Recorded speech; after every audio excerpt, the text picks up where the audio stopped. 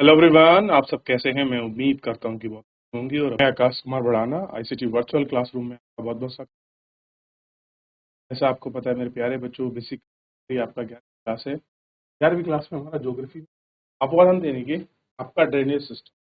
और इस drainage system के अंदर क्या आती है? जो आपकी नदियाँ, हम आपकी नदियों को देखते हैं। ये नदियाँ किस कैसे इनका अपवाद क्षेत्र है? क्या केवल नदियाँ आपकी हिमालयी होती हैं? या कुछ आपके प्रायद्वीपीय नदियाँ भी हैं? कुछ ऐसी नदियों की बात करेंगे जो आपका बे ऑफ बंगाल में गिरती, पूर्वी घाट की तरफ जैसी नदी घाट की, उन सभी नदियों का हम लोग आपका विश्लेषण करेंगे। बड़ा इंपॉर्टेंट टॉपिक और चैप्टर है। सभी बच्चे बड़े अच्छे से फोकस करके पढ़ेंगे। और कोई भी ऐसी क्वेरी या बीच में डाउट लगता है आप देखेंगे। यह है अपोहा तंत्र, ठीक में देख रहे हैं। सबसे पहले आपने वर्षा ऋतु में बहने वाली नदियां, नाले और वाहिकाएं देखे होंगे। वर्षा होती है, आपके नदी बहती है, नाले बहते हैं और बहुत सारी वाहिकाएं हैं, मतलब उनके जो धाराएं हैं उनको वाहिका होंगी। अतिरिक्त जल बहाकर ले जाती, बारिश होती है, क्लियर है, और वो उसको एक स्थान से, ये वाहिका वाहिका मतलब जो उसका आपका बहने के पैटर्न ये है। ये पूरे बहा के रूप में आती, छोटी छोटी इसमें आपके सरिताएं होती। अगर ये वाहिका ना होती तो बड़े पैमाने पर बाढ़ आ जाती। कि बारिश का पानी एक प्रॉपर, आप देखते होंगे बारिश में एक कोई आपकी नदी है, दाएं बाएं छोटी छोटी आपका रास्ते बन जाते ही, और वो आके इको वाहिका कहते हैं। ये वाहिका अवरुद्ध और स्पष्ट स्पष्ट होंगी, अवरुद्ध होंगी, और बाढ़ आना एक सामान्य परिघटना। बाढ़ कैसी घटना है? परिघटना। अब थोड़ा वाहिका को समझते हैं, क्या ऐसे ही होता है? कह रहे कि निश्चित वाहिका का के माध्यम से जल प्रवाह को अपवाह कहते हैं। क्या कहते हैं? अपवाह। यानी कि कोई नदी बह रही है, ये क्या है इसका? ध्यान रखिए, ये इसका अपवाह क्षेत्र है। क्या है? अपवाह क्षेत्र, ध्यान रहेगा। और जब इसमें छोटी छोटी ये सब चीजें आके मिल जाती हैं, ये क्या है? ये सब इसकी वाहिका है, ठीक। इन वाहिकाओं को, जल को अपोहा तंत्र कहते हैं। कह रहे जो वाहिका है, छोटी छोटी चीजें, इनको क्या बोलते हैं? अपोहा तंत्र कहा जाता है। इसी क्षेत्र का अपोहा तंत्र वहां के भूवैज्ञानिक समयावधि, चट्टानों की प्रकृति, संरचना, स्थलाकृति, बाढ़, बहते हुए जल की मात्रा और बहाव अवधि पर निर्माण होता है।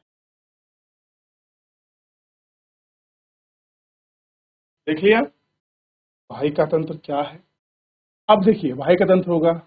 अब पहली बात पता लगेगा कि जो चीज क्षेत्र में आ रहा है वो आपका नवीन है या ज्योग्राफिकल टाइम की बात करी। चट्टानों की प्रकृति, मतलब प्रकृति, संरचना। अब सादी चट्टाने हैं या फिर आपकी मेटामॉर्फिक हैं, इग्नियस यानी कि आग्नेय चट्टाने हैं, कांक्रीट हैं, सेडिमेंट्री है, तो उस पर डिपेंड करता है मिट्टी कैसी है। क्लियर है? रेतीली मिट्टी है, बलुई मिट्टी है, काली मिट्टी है, दोमट मिट्टी है। स्थलाकृति, पर्वत है, पहाड़ है, पठार है, मैदान है। ढाल कैसा है? पूर्व दिशा की ओर, पश्चिम दिशा की ओर, धाराओं के विपरीत है या धाराओं के समानांतर है। बहते हुए जल में कितना वाटर है, ये सारी चीजों। क्या आपके शहर या गांव के पास कोई नदी है? कह रहे जहां आप रहते हैं, या शहर या पास में कोई नदी है? क्या आप कभी वहां नौका करने वाले आने के लिए गए हैं? क्या बारहमासी है या अल्पकालिक?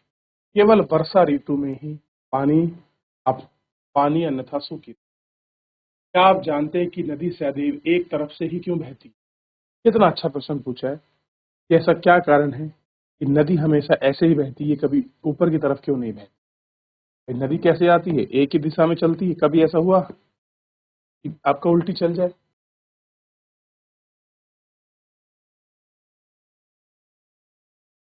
देख लिया। आपने भूगोल में दो पाठ्यक्रमों में ढालों के बारे में पढ़ा होगा, स्लोप के बारे में पढ़ा होगा। क्या एक जल के दिशा दूसरी तरफ बहने का कारण बताता है? उत्तर में हिमालय और दक्षिण में पश्चिमी। उत्तर में हिमालय, दक्षिण में आपका पश्चिमी घाट से निकलने वाली नदियां पूर्व की ओर बहती। ठीक। वे बंगाल की खाड़ी में अपना जल विस्तृत क्यों करती? नदी विशिष्ट क्षेत्र का अपना जल बहाकर लाती हैं, इनको जल ग्रहण क्षेत्र कहते हैं। नदी और उसकी सहायक नदियां द्वारा आवाहित क्षेत्र को अपोहा द्रोणी कहते हैं, चाहे उसको बेसिन कह लीजिए या आपका द्रोणी कह लीजिए, एक ही मतलब। क्लियर है? एक अपोहा द्रोणी एक दूसरे को अलग करने वाली, वो क्या है? जल विभाजक है। ठीक। वाटर सीड, जल भराव, भराव, बड़ी नदियों के जल संग्रहण, नदी द्रोणी सबकी छोटी नदी नालों द्वारा अपर्दित क्षेत्र को जल सांभर कहा जाता है। नदी द्रोणी का आकार बड़ा होता है, जबकि जल सांभर का आकार छोटा हो। जहां जल भरा होता है, आप देखिए जो जल द्रोणी होगी बहुत सारा जल कंटिन्यू को देखिए, आप यमुना को देखिए जब वो निकलती हैं, आप आपका ब्रह्मपुत्र को देखिए, जबकि छोटी छोटी जो नदियां हैं उनमें जल कम होता है और जो उनकी दूरी है वो उतनी नहीं होती जितनी ये हमारी रिवर। नदी द्रोणी एवं जल संभार एक टाइप का परिचय है। भाग में परिवर्तन का प्रभाव अन्य भाग पूर्ण क्षेत्र में देखा जा सकता है, इसलिए इन्हें सूक्ष्म मध्यम बृहत नियोजित इकाई वाले रूप में किया जाता है। भारतीय अपोहा तंत्र को विभिन्न आधारों पर वर्गीकृत किया जाता है। समुद्र में जल विसर्जन के आधार पर दो समूह में बांटा जाता है। जल जो विसर्जन है उसको दो भाग में, पहला है जल का अपोहा तंत्र, पहला है जिसको हम कहते हैं अरब सागर का अपोहा तंत्र, यानी कि अरेबियन सागर का जो आपका ड्रेनेज सिस्टम है उसको। सेकंड है बंगाल की खाड़ी। देखिए मैंने दो ही बात करा था कि नदियां कहाँ गिरती हैं, बंगाल की खाड़ी में या फिर अरब सागर में। तो हम आपका देखते हैं। ठीक। अब मुझे बताइए कौन कौन सी नदियां। ये अपोहा तंत्र दिल्ली कटक, अरावली, यानी कि आप अरावली को देखोगे कहाँ पड़ेगा आपका वेस्टर्न पार्ट में, सह्याद्री यानी कि पूर्वी घाट पश्चिमी घाट। चित्र 3.1 में जल विभाजक को देखा जाता गया है। कुल अपोहा क्षेत्र का लगभग 77% भाग गंगा, ब्रह्मपुत्र, महानदी, कृष्णा नदी, बंगाल की खाड़ी जल विभाजक करती हैं। 23% क्षेत्र में सिंधु, नर्मदा, तापी, माही, पेरियार नदी अपना जल अरब सागर में गिराती है। अरब सागर, ध्यान रखिए जितनी भी नदियां हैं उसका 77% भाग कहाँ गिरता है? बे ऑफ बंगाल। कहाँ गिरता है? बंगाल की खाड़ी। बाकी शेष बचा कहाँ जाता है? ये जो हम बात कर रहे हैं ना अरब सागर की। तो पहले हम इसको समझेंगे, आप बताइए, फिर मैं आपको पूरा सिस्टम आपको समझ। पहले यहाँ देखेंगे एक बार, फिर आगे बढ़ेंगे।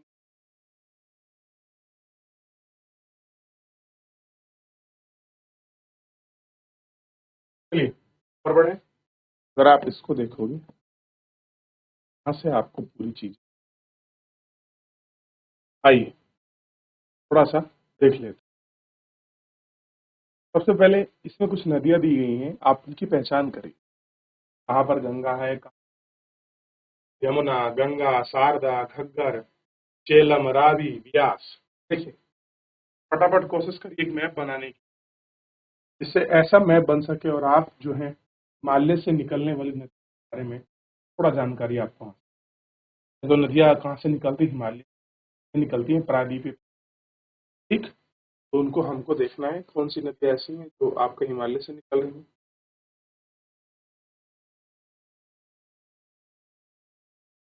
चलिए आगे बढ़ रहा है। सबसे पहले सिंधु नदी को देखिए, झेलम, चिनाब, रावी, सतलज और बियास, ये इसकी सब क्या है? आपका सहायक नदी है। और अंततः पाकिस्तान के मिठान कोट में जाकर ये अरब सागर में मिल जाती तो सिंधु कहाँ मिलती है? तो पूछ ले, यह पता होना चाहिए। अरब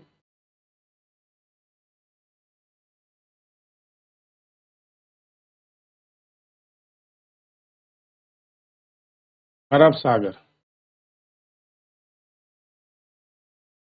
चलिए बात कर रहे हैं, आगे बढ़ेंगे। लूनी इसकी, ये भी एक आपका अरब सागर में गिरती है। थोड़ा सा ऊपर बढ़ते हैं, हम एक नदी को देखते हैं, इसका नाम है गंगा। भारत में बड़ी पूजी जाने वाली नदी है। इसकी सहायक है यमुना, ठीक, और इसकी सहायक है शारदा, इसी की सहायक है घग्गर, गोमती, सोन, गंडक, कोसी, गंगा नदी, ठीक, ये इसकी सहायक है। और यमुना की सहायक है चंबल, सिंध, बेतवा और केन। ये कैसे हैं? आपस में लिंकेड, ठीक।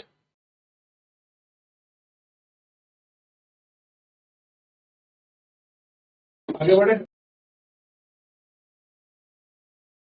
इधर से एक दूसरी नदी निकलती है, जिसको आप यहां से देखिए तो हम तांगपो बोलते हैं तिब्बत में, असम में दिहांग, इसमें लोहित मिल जाती है। ये ब्रह्मपुत्र नदी है और गंगा से मिलने के बाद ये बे ऑफ बंगाल में आकर अपना डेल्टा बना। क्लियर है? ये नदी है। प्रायद्वीपीय नदियों की बात हम बाद में करें। आइए देख, जल संभार के क्षेत्र के आधार पर भारत के अपादोनी सिस्टम 3 भागों में बांटा। इनमें प्रमुख नदी जिनका अपार क्षेत्र 20,000 वर्ग किलोमीटर से अधिक है, इसमें 14 नदी द्रोणी हैं, जैसे गंगा, ब्रह्मपुत्र, कृष्णा, तापी, नर्मदा, माही, पेरियार, साबरमती, बराक आदि नदी। एक तो ये है 14 नदी द्रोणी, ठीक। दूसरा है मध्य नदी द्रोणी, इनका 2000 से लेके 20,000 के बीच वर्ग किलोमीटर है। इसमें कुछ कुल मिलाकर 44 नदियां, जैसे कालिंदी, पेरियार, मेघना, ये नदियां। तो ये दूसरा हुआ, ये तीसरा है।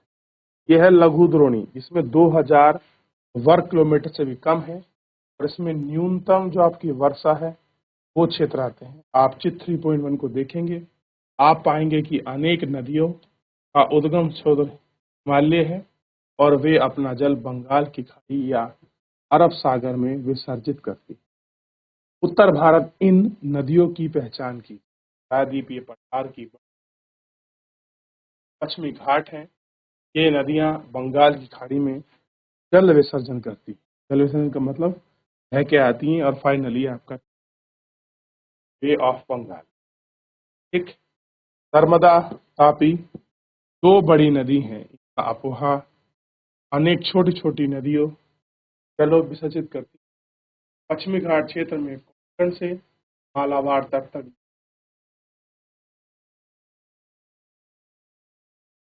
उद्गम के प्रकार प्रकृति और विशेषताओं के आधार पर भारतीय उद्गम तंत्र को हिमालयी, अपोहा तंत्र या प्रायद्वीपीय अपोहा तंत्र में विभाजित किया गया है। यदि विभाजन योजना चंबल, बेतवा, सोन आदि नदी का वर्गीकरण सामान्य समस्या उत्पन्न होती है, क्योंकि इनकी उत्पत्ति और आयु हिमालय से निकलने वाली नदियों से। चंबल, बेतवा और केन, अगर इनका आप एज देखोगे और उत्पत्ति देखोगे कि हिमालय से कैसी है, आपका पुरातन है, फिर भी अपोहा तंत्र हिमालय का सर्वाधिक मान्यता आधार है। इस पुस्तक में इस प्रकार का अनुसरण किया गया। कभी आपसे पूछ लिया जाए कितने अपोहा तंत्र के रूप में आप देखते हैं,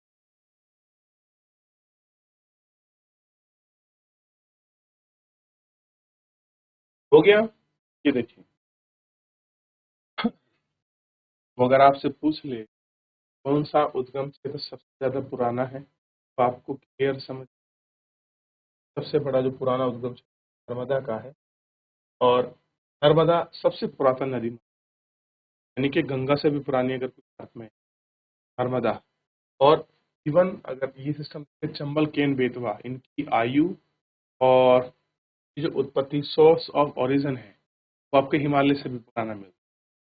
क्लियर है? थोड़ा सा विचार करेंगे और अच्छे से कुछ नदियां हमने जो आपका देखी, आप उनको मैप में थोड़ा सा एक बार देख लीजिए। तो उसके बाद अपोहा तंत्र है उसको हम देखेंगे।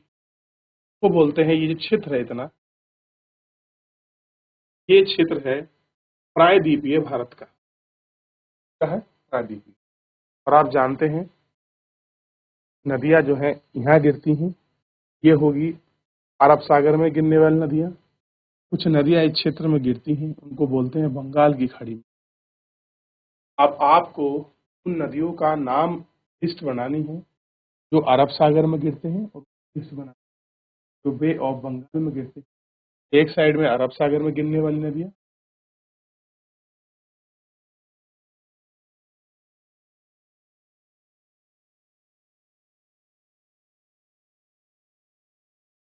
देख लिया आपने।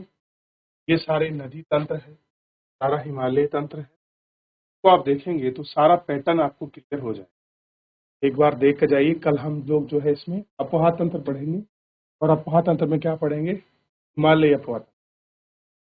जो हिमालय अपोहा तंत्र है, आपको गंगा, ब्रह्मपुत्र और सिंधु, तीन नदियों का बेसिक हम लोग पढ़ेंगे, और उनकी जो सहायक नदी उनको देखेंगे। फिलहाल आज के लिए